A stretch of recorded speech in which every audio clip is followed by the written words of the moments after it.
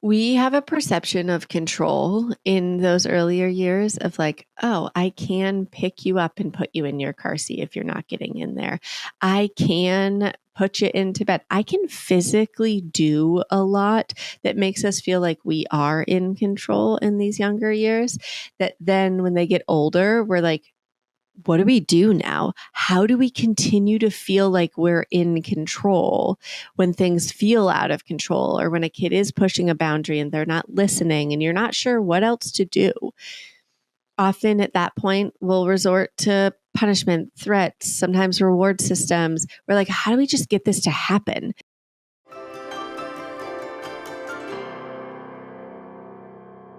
Most parents know the toddler years are full of big feelings. But what happens when those toddlers grow into big kids with even bigger feelings? The truth is, ages 5 through 12 bring a whole new set of emotional and social challenges, shifts in identity, new pressures around belonging, and a growing need for regulation skills that match their rapidly changing world. And yet, the stage often gets overlooked in parenting conversations. So I am so excited to welcome back Alyssa Blask Campbell to the podcast. Alyssa has a master's degree in early childhood education. She's the CEO of Seed and Sow, and her first book, Tiny Humans, Big Emotions, just became a New York Times bestseller. Today, she's here to talk about her new book that comes out today, Big Kids, Bigger Feelings, which is a guide to understanding middle childhood through the lens of the nervous system, sensory processing, and connection. Together, we'll talk about why curiosity matters much more than control, how to support kids with their unique regulation needs, and insights and strategies that can make this sometimes tricky stage feel less overwhelming and a lot more connected. Hi, I'm Dr. Sarah Bren, a clinical psychologist and mom of 2. In this podcast, I've taken all of my clinical experience, current research on brain science and child psychology, and the insights I've gained on my own parenting journey, and distilled everything down into easy to understand and actionable parenting insights so you can tune out the noise and tune into your own authentic parenting voice with confidence and calm. This is Securely Attached.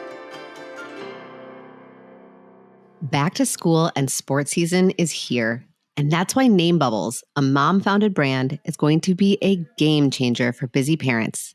Their durable, waterproof name labels for kids' stuff, lunchboxes, water bottles, backpacks, clothing, more, are all dishwasher and laundry safe, which means once you stick them on, they stay put. They are perfect for daycare, schools, sports, and camp, keeping your kids' belongings from going missing or ending up in the lost and found. Name Bubbles are award-winning and trusted by parents nationwide. To check them out for yourself, visit namebubbles.com and use code NB15 for 15% off your first order.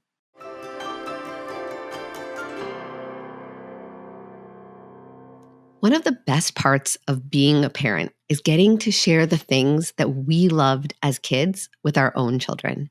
And what better way to do that than through Disney songs? That's where Disney Baby Playlist comes in.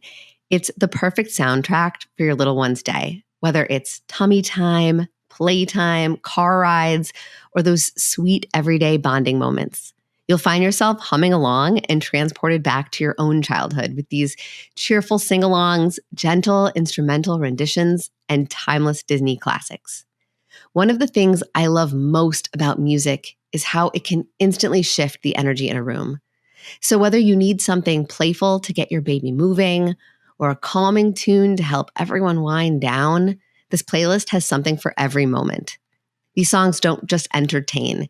They create opportunities for connection, for play, and for building treasured memories together. And as parents, it's such a joy to hear those familiar tunes again while watching our little ones light up as they discover them for the very first time. Because every magical moment with your baby deserves the perfect soundtrack. So wherever you stream music, search for Disney Baby Playlist and press play.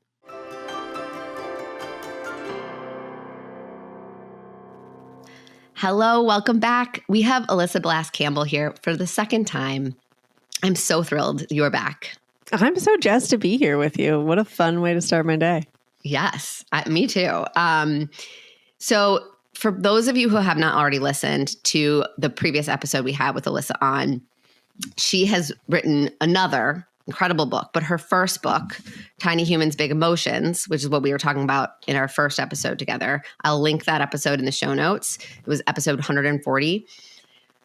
But you made kind of like a reboot, Big Kids, Bigger Feelings, to really talk about, middle childhood. Yeah. And before we even get into this new book, which I think is so important that people are talking about this time period, you have some exciting updates on Tiny Humans, Big Emotions. Crazy town. Literally right before this, just found out that Tiny Humans hit the New York Times bestseller list. That is. And you were telling me an important anecdote about that. Yeah. Can you share? Because it's like that book came out a while ago. Almost 2 years ago. Almost 2 years ago, 22 months. I was 32 weeks pregnant. It's seared into my brain. What's so cool about it is that typically if you're going to hit the bestsellers list, it's really, they look at a number of factors, but one of the biggest ones is how many books you sold in a week. And with the first week of pub is where you get the most publicity. It's where a lot of the podcast episodes air. If you're going to be on news, it usually happens then. And you also get to count all of the pre-orders into the total sales with that first week, which is why pre-orders are so important. We didn't hit that first week. In fact, a lot of our news got derailed because our book published October 10th and the war started in Gaza on October 7th happened. And so then the war started and a lot of our media got pushed. We were like, okay, this book is not going to hit the bestsellers list. That is what it is. It is still going to serve humans.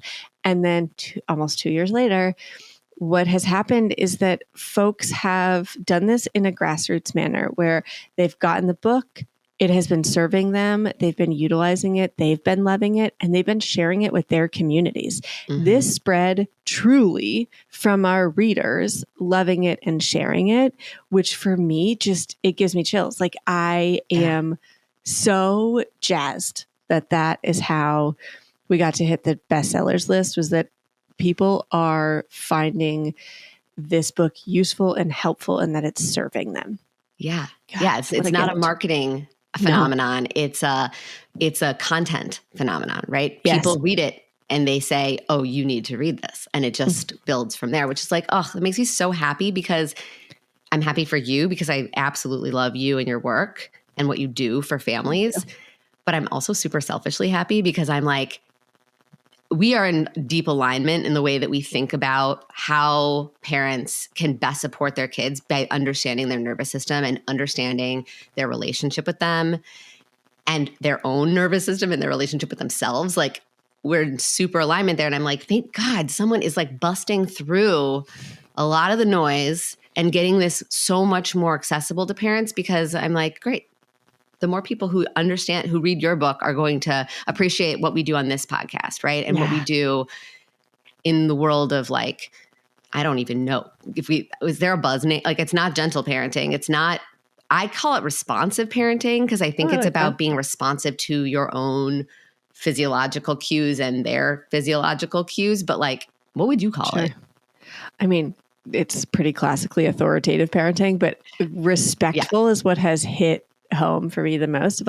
It's respect for yourself. It's respect for the individual in front of you. That if I was talking recently to my friend Ash Brandon, the gamer educator, they're incredible. They have a book coming out called Power On, all about screen time and management and relationship to screens. And we were chatting and I was just struck by a couple of things they said. I was oh, you just respect children so much. You're willing to have this conversation with a child because you believe they can handle this conversation, or you're willing to pull back and say, oh man, I said this earlier. I set this boundary earlier because I was just cooking dinner and moving through things and I didn't really think about it. And you're right.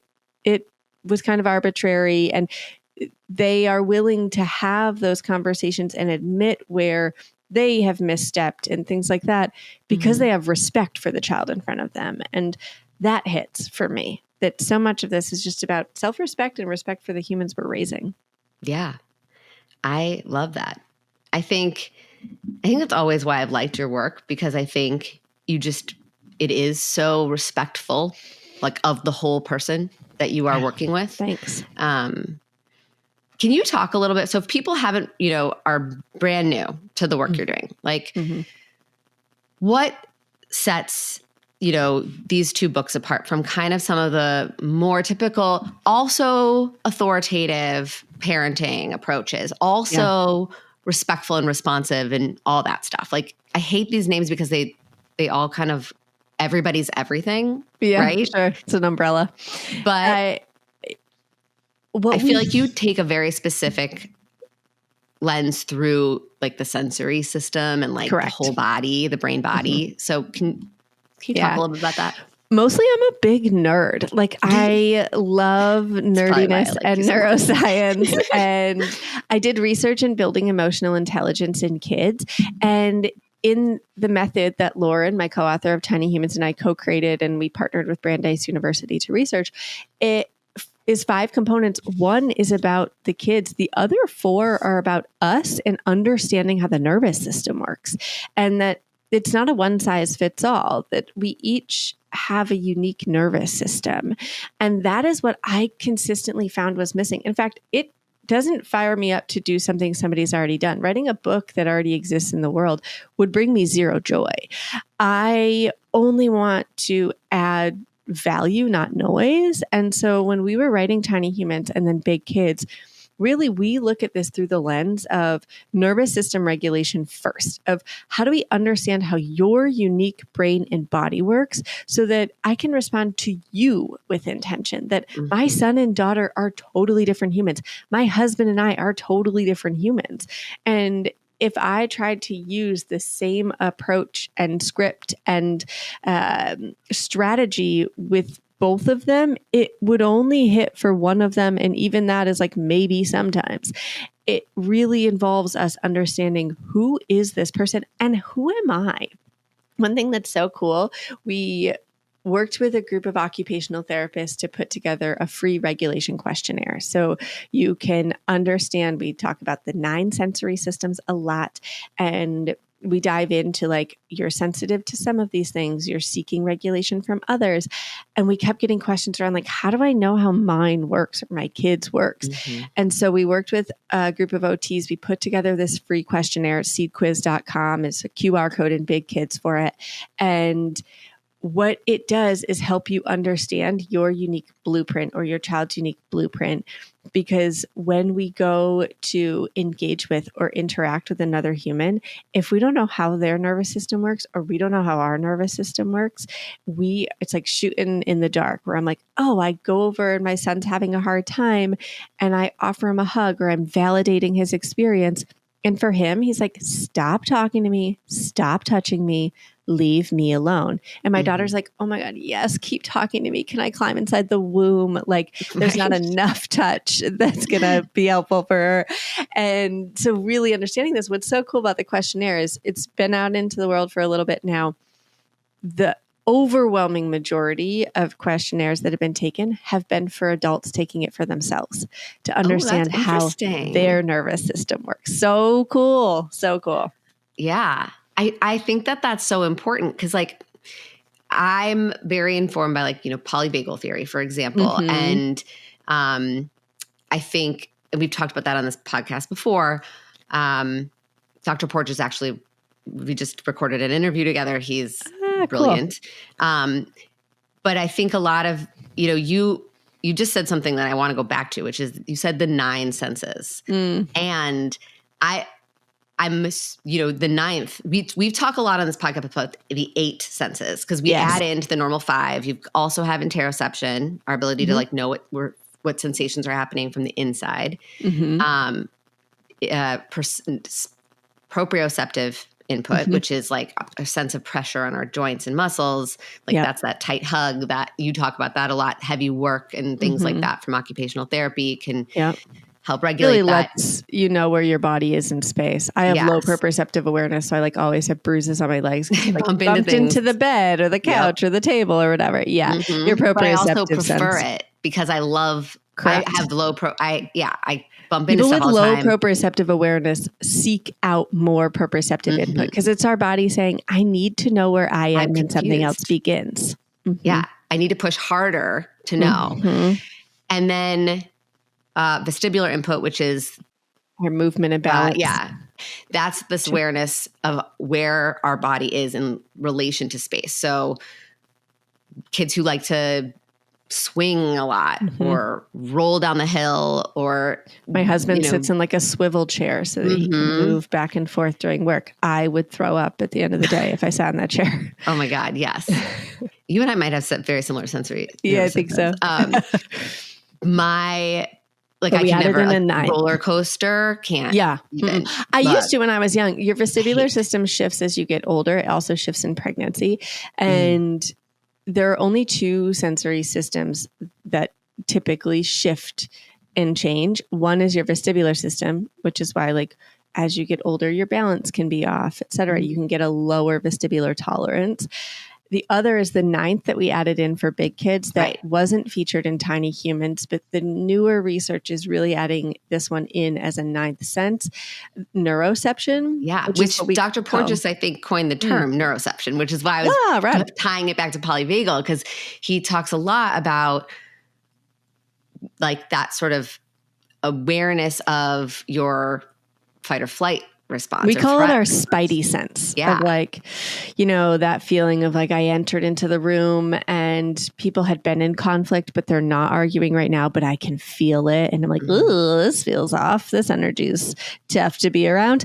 That's your neuroceptive sense. Or recently we were at a rest stop and I had my daughter on my hip and in a checkout line. And I just had this feeling of somebody's looking at me. Right. And I looked around and there was this guy that I was just getting weird vibes from that was really close to us and just staring at us. And I was like, yeah, I'm out of here. This is not for me. And it's that neuroceptive sense though. Nope. I didn't hear anything. I didn't see anything. It's a felt sense of safety or danger. And that neuroceptive sense is another one that can shift and change because it changes specifically with trauma. That if we've experienced anything traumatic, that then your spidey senses will heighten. We work with the bulk of our work at Seed is actually in school systems. So we work in elementary, middle school systems and childcare programs, daycares, family childcare providers. And we're working with this elementary school program that has a high needs population, a large population of homelessness, a number of kids who have at least one incarcerated parent, a lot of living with grandparents. And we have this little guy who's experienced a lot of trauma, high ACEs. And his spidey senses are so good. And he will run out of the classroom. He'll rip stuff off the walls. He'll find a safe place to be in the school and just hunker down. And the first time that I met him, I watched him do this. He was running through the halls, and I write about him in Big Kids. He was running through the halls. He's ripping stuff off the walls. He's set off the fire alarm before, right? The whole shebang. And when he got to his cozy space, I was following behind him, just making sure he didn't hurt himself, anybody else, or leave the building. And he got to his cozy spot. And when we were sitting down, I dropped my body against the wall, and he's still heightened, right? He's looking around, but he's in a corner. And I just said, hey, buddy, my name's Alyssa. I'm here to help you. You're not in trouble and I'm not mad at you. And really trying to support his neuroceptive sense. Yeah. And what I told him was, you know what I noticed about you, buddy? I noticed that you're so good at keeping your body safe. That when you didn't feel safe, you left and found a place to feel safe. And when we're looking at that neuroceptive sense, so often what we'll see is a big reaction from a kid because it's felt in the body. It's not, oh, somebody touched me or I heard a sound and it set me off or I need to move my body.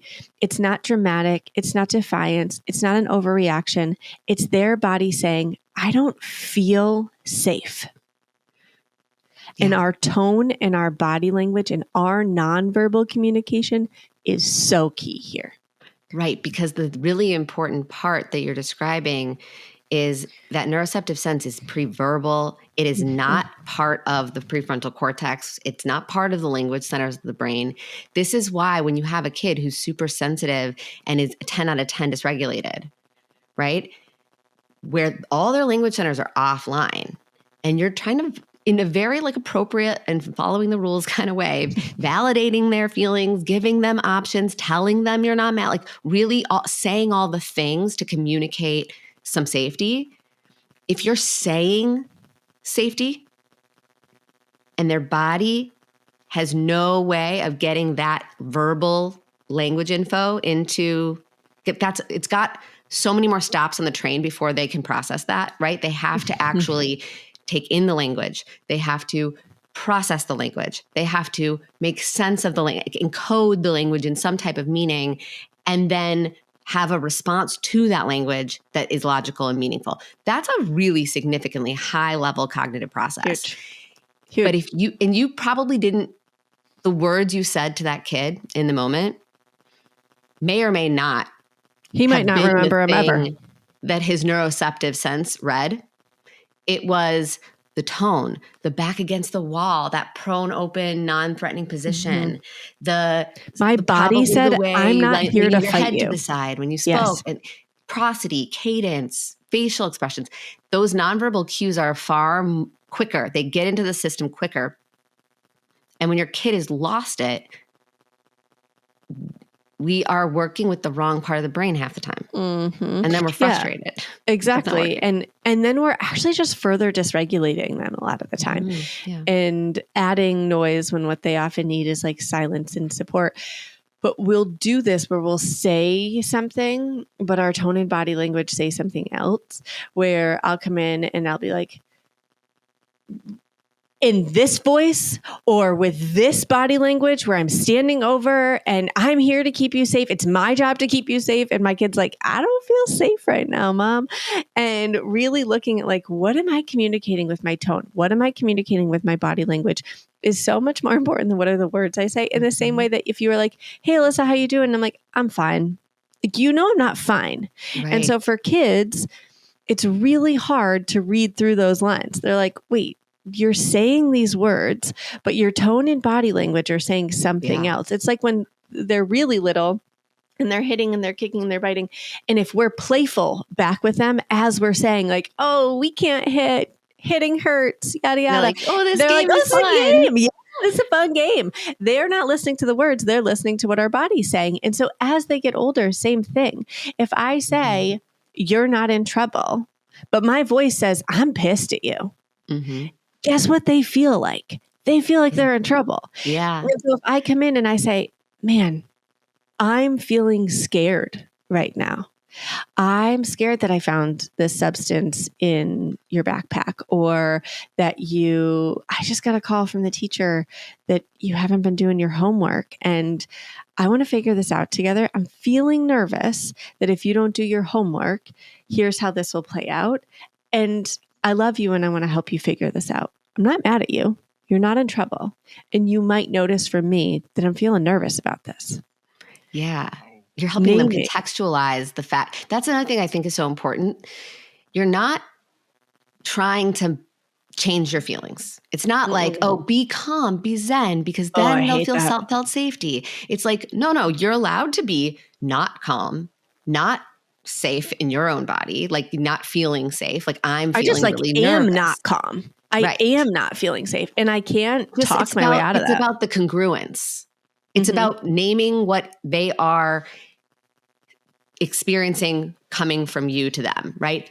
Totally. You probably can hear in my tone of voice that I haven't figured out how I feel about this right now. I'm not really okay with what's going on, but I also know I want to work with you on this, right? Yeah, so now I'm not mad at you. Congruence. Yes, yeah. I'm not mad at you. My husband will even say, like, when I'm off and I'm like sarcastic and snippy and rude and whatever, he'll be like, is this a me thing? And I'm like, oh, no, I'm carrying something from work. And he's like, okay, great. Like, you're not mad at me. You can have your hard feelings. It's so nice to know you're not mad at me. And I'm not like waiting for the kids to go down to then unleash this. Exactly. Then I feel safe.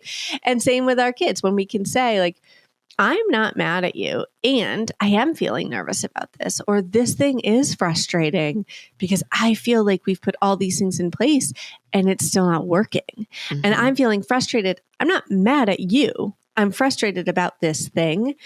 If we don't name what's coming up for us to them, they internalize it as shame. I'm bad. She's mad at me. I'm doing something wrong. I never get this right. And instead, we have the opportunity to say, like, no, this situation is frustrating, or I'm overwhelmed with this. This is not a you problem. This is a, oh man, we're still trying to figure this out. And sometimes when they're in the middle of something and trying to figure it out, it's really frustrating and hard and overwhelming. And that's an okay thing to feel. Yeah. Have you found in writing this book and kind of consolidating your work with these older kids, right? 5 to 12, let's say. Yeah. How different, like what stays the same between the tiny humans and the big kids, and what do we have to start to like shift? Like what as parents do we need to know is like big key changes? Yeah. We have a perception of control in those earlier years of like, oh, I can pick you up and put you in your car seat if you're not getting in there. I can put you into bed. I can physically do a lot that makes us feel like we are in control in these younger years, that then when they get older, we're like, what do we do now? How do we continue to feel like we're in control when things feel out of control, or when a kid is pushing a boundary and they're not listening and you're not sure what else to do? Often at that point, we'll resort to punishment, threats, sometimes reward systems. We're like, how do we just get this to happen? The through line is we're often looking for control. Right. And when we can pull back and in these middle childhood years, start to get curious instead of try to control, it's a game changer for our relationship. I mean, beautiful if you can do it in the tiny human years, but in these middle childhood years, we can ask them a lot of questions and get curious and walk alongside them rather than like, man, I grew up in a household, I have 4 brothers, where we were expected to have straight A's. We were expected to be involved in at least one sport. We were expected to be involved in clubs. And I grew up in a Catholic household. We went to church every Sunday. We were expected to be involved in a certain level of like church service stuff.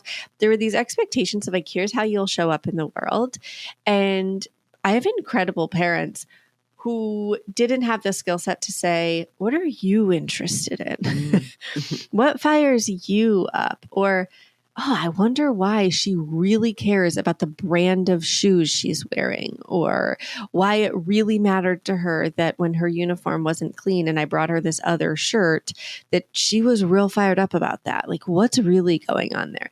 When we can enter into curiosity rather than control, like, here's how you will show up. Here's what matters. Here's what doesn't matter. And instead stepping into, I wonder what was happening for them when I brought that shirt in, that jersey. We share the story in Big Kids of this little girl at soccer, and it's in the morning of, and she can't find her jersey or uniform. And mom's like, I'll bring it later. Like, let's get out the door for school. I'll bring it later, and still can't find it, and ends up bringing a different shirt. And the coach is like, yep, as long as it's the right color, that's fine. And her daughter loses it and then is embarrassed that she lost it in front of her friends. And when we can enter into curiosity of like, why? Why does it matter if she has the right shirt? Why does it matter if she yells in front of her friends or cries in front of her friends? We can get curious around that. It's huge for our relationship with our kids, because then we can see things like, oh yeah, she doesn't want to feel left out. She doesn't want to feel embarrassed. That what we start to see a huge shift of in these middle childhood years is really looking at who am I outside the home? It's an identity focus, where up until Brene Brown has research that shows us that until about the age of 7, we are reliant on an adult to keep us alive. You pop a baby down and they can't get their own food. They can't find shelter. They can't get water. They can't take care of themselves. Not to say that you pop a 7-year-old in the wild and they're going to be thriving, but they can ask somebody for directions or help, or they can find food in some capacity. What this means is that around the age of 7, we see this developmental shift where they're saying, ooh, how do I belong in community as a social being who's going to be reliant on people outside of my household, outside of my family to survive, to thrive in this world? It involves inclusion and belonging. And so when we're looking at that as a developmental shift that we can expect, that inclusion and belonging is going to play a new role in their life, then things like having the right uniform really makes sense. Or not being invited to go do this TikTok dance with your friends really makes sense as to why we're seeing the reaction we're seeing. If you're not included, if you don't belong here, where do you belong? And what does that mean for your survival? So it's activating their neuroceptive sense of Correct. danger and dysregulating them. And so what looks to us, it's the equivalent of, I feel like we always make this example of like with toddlers. It's like when you peel the banana the wrong way 100%. and they freak the F out. And you're like, what did I do? Like it feels so irrational to us. But, the toddler's sort of developmental challenge task at that time is agency and mastery and control. So if you peeled the banana in a way that was different from what they wanted, you're activating their threat response about this lack of control and lack of power and lack of agency. And this discrepancy between what I was expecting and what came to be, which is activating a threat response. It's not that there's nothing dangerous going on. Correct. Objectively. It's subjective perception that's personal to my developmental stage and what's going to activate for me. Yeah. It's social danger, right? Like when we're looking at this for kids, this just came up for me where recently I had a TV interview that was going to happen while we were on a trip. And I had packed up all the kids' stuff, all our stuff. We're going on this trip. And I was like, oh, shoot, my husband was the last one that was going to be leaving the house that day. And I was like, hey, Zach, can you snag? I have this shirt. It's up on the chair. I fully forgot to pack it. I laid it out. I know exactly where it is. I tell him where it is. He's like, yep, I'll grab it. Awesome. We get there and it's like time for a TV interview. I go to get ready. He grabbed the wrong shirt. And it's literally, they were next to each other, fair, but I thought I was clear, whatever. I'm like, what? Like it does not matter. There's not a single human watching the news. It's like, oh God, I can't believe she chose that shirt, right? Like not a single human. But in that moment for me, it's a threat socially, right? Yeah. It's a social threat of belonging, of no, I was going to wear this one for this reason. It's going to make me feel like I'm going to be included and like I belong and like people are going to be like, yes, love that shirt on you. Can relate. Sweet Target snag, right? Like I intentionally chose it for that reason. And so when it shifts, it feels like a threat to me. At the end of the day, it doesn't matter. In that moment though, when I am looking for it, I'm like, what? No, not this one. Like full reaction, like tantrum meltdown to Zach, who's like, do you want me to go get you another shirt? Like, what's the plan here? I don't know what to do. We flew to where we are right now. So we are states away. Like, this is not something I can. And ultimately, work through it, came down, wore the shirt. No one knows. No one cares. And it really just comes back to, oh, this is a threat to my social belonging. And social belonging as primates, as social creatures, is crucial for survival. Yeah. And it buds right on to the circuit board right around this period of time, right? Elementary school. Which is interesting, right? Because, is it a developmental feeds society feeds developmental, all that. But like, this is also a time when kids are spending, our social structures are built that kids are spending way more time outside the home. They're spending more time outside of the bubble of parental supervision too, right? Because even, they might not be like leaving for any longer periods of time than they did when they were in preschool, but they're not being hovered over in the same way. Like even if you stay at a play date, like, You're not watching them. No. Every parent knows that one moment when they like have that first play date and they're like, oh my God, I didn't have to do anything. It's the Like I best. literally hung out with my friend the entire time and they just did their own thing. And that magical moment of like, oh my God, I've walked into a whole new stage of parenthood. 100%. This feels nice. Yeah. Sittervising, as my friend Susie calls it. Yes. But it's like they get more time alone with their peers. And as a result, or maybe because, it's that chicken egg thing. Like they're orienting to those peers and they are orienting less to us. They're still very oriented to us, 100%. right? It's just still need us. It went from 100% to maybe like 60%. They also weren't primed for play in that way. Our play starts to really shift developmentally around the age of 5, where we go into cooperative play and not just associative play, where in the preschool years, they might start to play together, but they still often have kind of their own plan for play. Mm-hmm. And they might try and kind of figure out how to weave them together. Cooperative play starts to really shift around the age of 5, where we see kids coming into, say, in the same way that we do what's called Summer Wednesdays at my house, where every Wednesday we basically say like anyone in the neighborhood's welcome. People just bring food and we all kind of hodgepodge dinner together. My backyard's open. There's a cooler you can drop drinks in.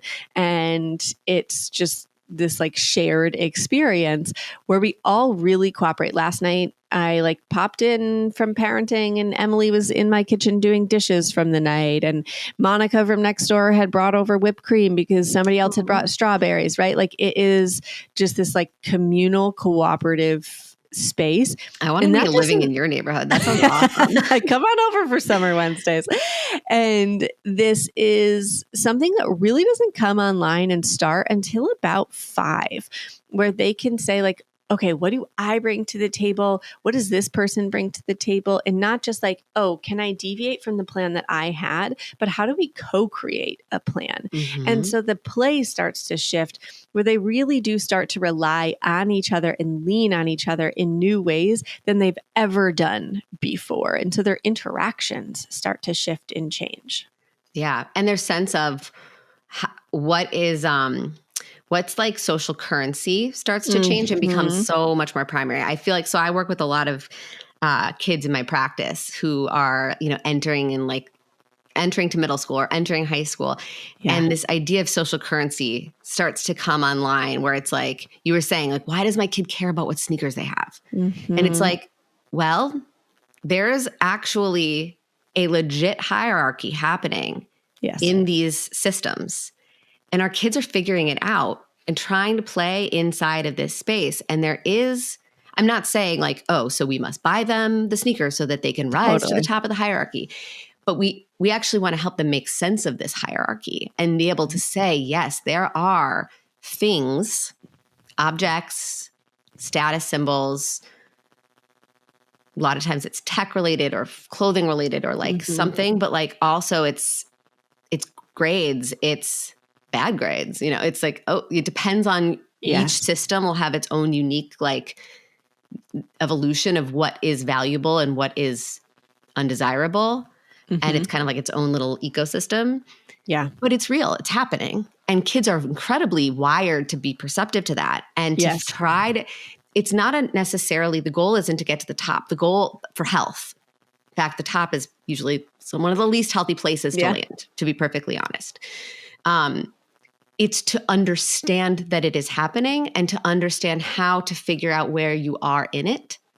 And to also understand there's fluidity. You move up and you move down, because that's another thing is I feel like kids get really, if you're wondering why your kid is having a lot of stress around school, you talk about school avoidance in this book, or like there's a lot of things that they're not going to be able to articulate, because they're too complicated.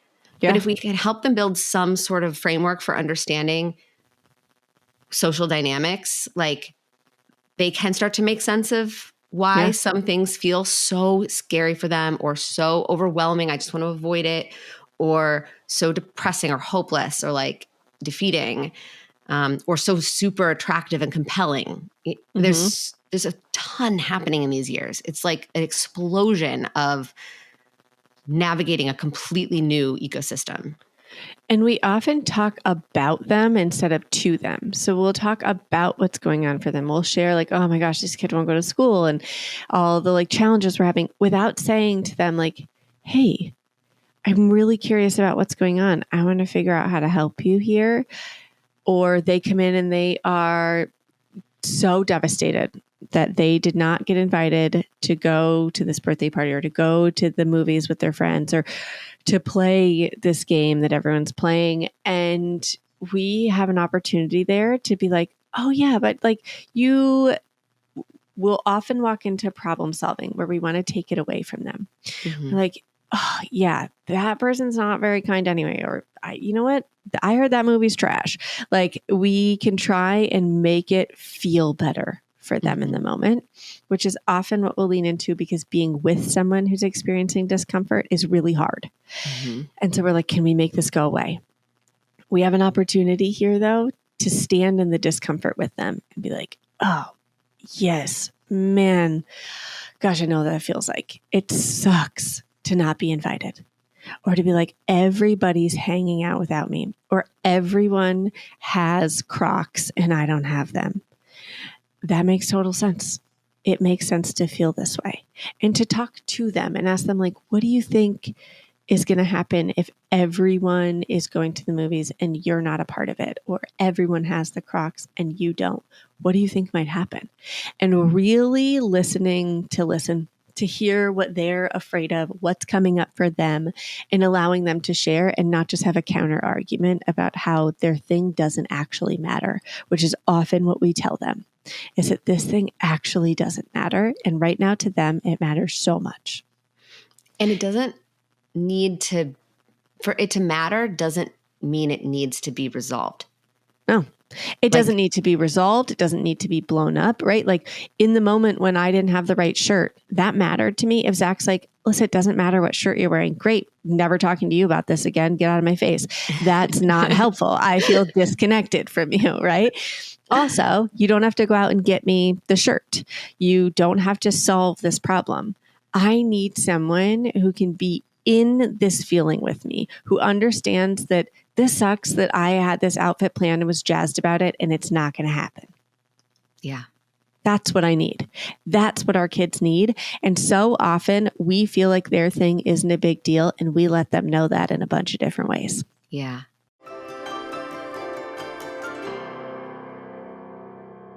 Hey, I want to take a quick pause here because if what we're talking about today is resonating with you, I've got a free resource I think that you will love. I created a guide filled with simple, connection-based games designed to help kids strengthen their emotion regulation skills, all through play. And the best part is, these games are broken down by age. So whether you have a tiny human or a big kid, you'll find strategies that are just right for your child's developmental stage. These activities aren't just fun, though they definitely are. They're grounded in neuroscience and designed to support your child's developing brain and nervous system. They'll help your child learn strategies to calm their body, name their feelings, and build resilience over time. You can grab the link to download the guide right in the episode description or head to drsarahbren.com/games to get it sent straight to your inbox. Okay, now let's get back to the episode.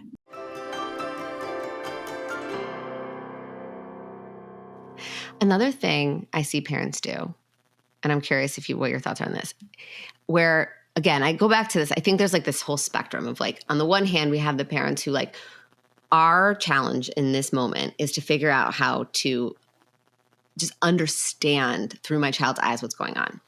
Mm-hmm. And it's, I'm either too mad or too stuck in my perception to be able to do that. And so like in expanding that and saying, I can calm myself down, I can decrease my own sense of threat in this moment and just try to get through the eyes of my child. Like we're in sync here. Yeah. But then I think there's the other kind of spectrum where it's like, it's almost like anxiety. It's not anger or frustration or intolerance of. It's more like over-identifying with. It's like, okay, this is your panic. This is my panic too. And now I'm just talking because I can't tolerate just being in this. And I'm going to call your friend's mom and we're going to fix it. We're going to this is not okay. Like we are, and not because you want to make your kids' thing go away, but because now you need to make your thing go away. Mm-hmm. Which is Understandable. And if you 100%. have that, if you run anxious, Mm-hmm. their distress can become very contagious for you. 100%. So like on the one spectrum, it's a little ends up being, if we're going to get really like really black and white, it's like on the one hand, it's just too much dismissiveness, right? Yeah. This doesn't matter. I'm just trying to help you understand you can handle this because it's not a big deal. Mm-hmm. On the other end of the spectrum, it's over identifying with the problem and amplifying the problem and saying this is a huge deal. And I'm really saying, I can't handle this. You can't handle this. We must turn this thing off and make it go away and resolve it. Like that also communicates to the child, like, one, you can't handle these things and you must be rescued by somebody else in order for this to happen. And it doesn't build that confidence. Handle these things. Yeah. Yeah. So then when they have other things that come up down the road, what they end up doing is saying like, my mom can't handle this, or my parent or my adult or whatever can't handle this hard thing. It's going to be too anxiety producing, too overwhelming. So I'm not going to share it with them.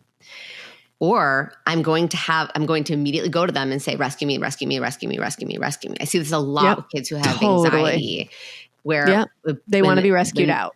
And the parents, if there's this loop happening where every time the child feels that panic, and usually it starts with like very little if kid feels threat, they seek out their parent to make that feeling go away. And if the parent always does that, we talk about this a lot with anxiety and like accommodation loops where like you feel panic, you seek out your parents' help, the parent helps you, the feeling decreases, there's relief. And so I'm wiring myself into this loop where, the next time it's, the help is a snooze button. It's not turning off the alarm. And so the next time I have that feeling of anxiety, I panic again, I seek out the parent, they rescue, I relief. Yeah. And then it just keeps me stuck in the cycle. We have a whole chapter on anxiety for this. It's so common, and our adult role plays a huge role in how our kids navigate anxiety. What we want to help kids do is, so often what we want from kids is self-control. We want them to control their words, control their actions, have access to their whole brain to be able to make these decisions. And what we need for self-control is to be in a regulated state, which means we need tools. We need tools for regulation. We can't regulate what we're not aware of. So what we start with is, how do we help you as the adult and your child understand what different things feel like in your body before you explode? And I have this, my husband had high anxiety when we first started dating.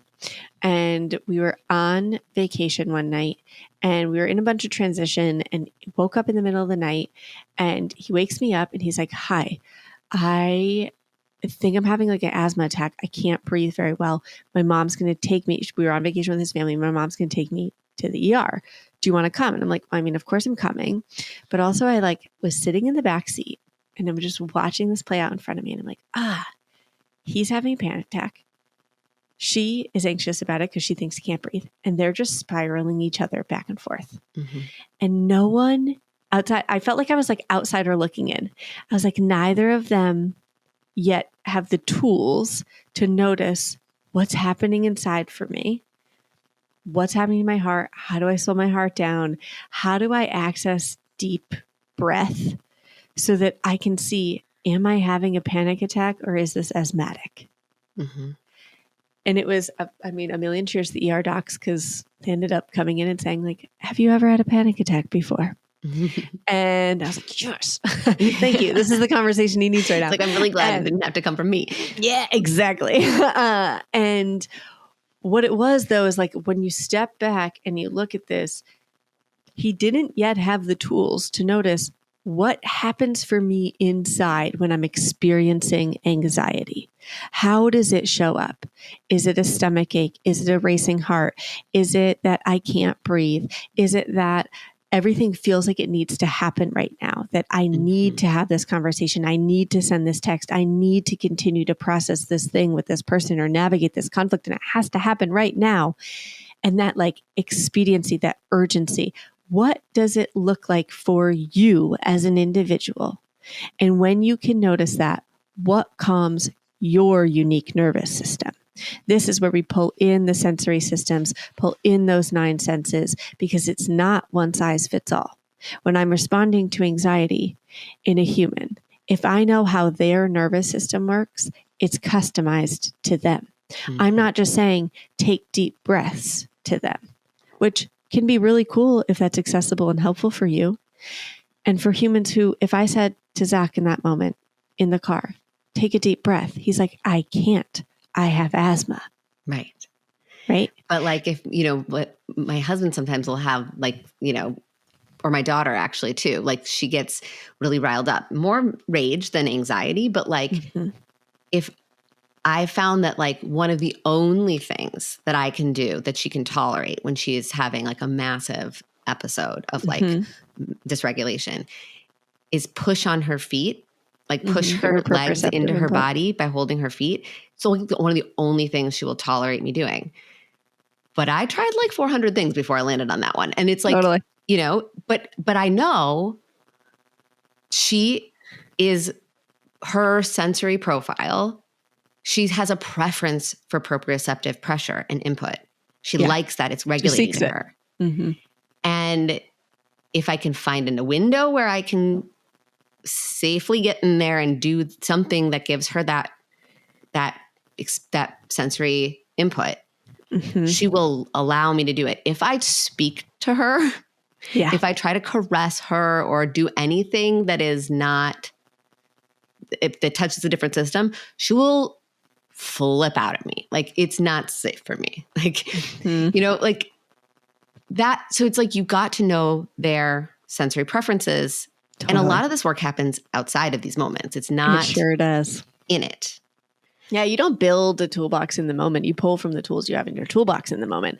And so when it comes to kids, it's why it's so key. We talk so much about this in big kids, of talking to them outside the moment, teaching them how their brain and body work so that they can then access these tools in the moment or have a greater chance of accessing some tools in the moment. For my husband, he's sound sensitive. And so for him, being in control of sound is regulating. If he is experiencing anxiety, if he can pop on a pair of AirPods and listen to a song that he likes, it calms his nervous system. It drowns out the noise of the rest of the world and his thoughts, and he is in control of the sound. He's choosing the sound. It regulates his nervous system. Yeah. My son's the same way, that if he can choose the sound. So if we're in an overwhelming space, I mean, we were at a beach house with a whole bunch of people, and his nervous system probably got overwhelmed and overstimulated, on top of we were in transition and things were changing.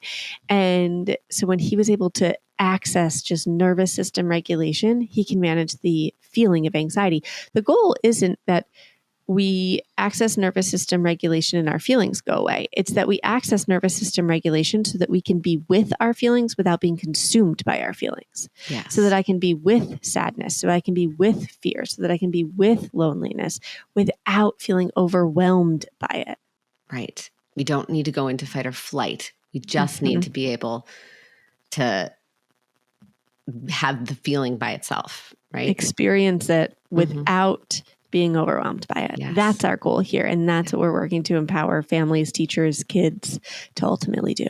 You're doing a great job. If people want to connect with you, if they want to read any of your books or learn more about your work, take the quiz that you mentioned, where can we send them to? We'll put links. Totally. So our mothership is seedandsow.org.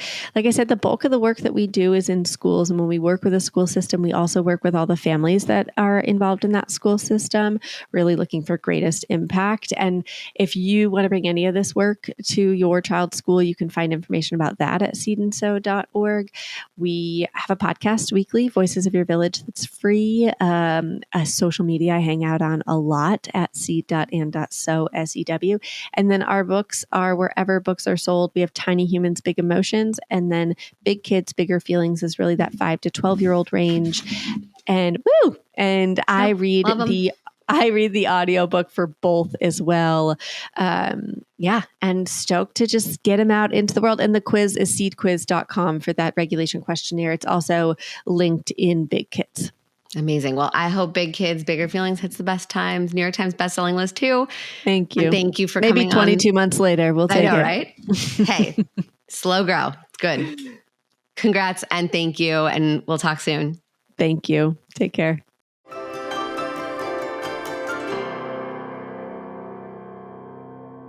If you enjoyed listening to this conversation, I want to hear from you.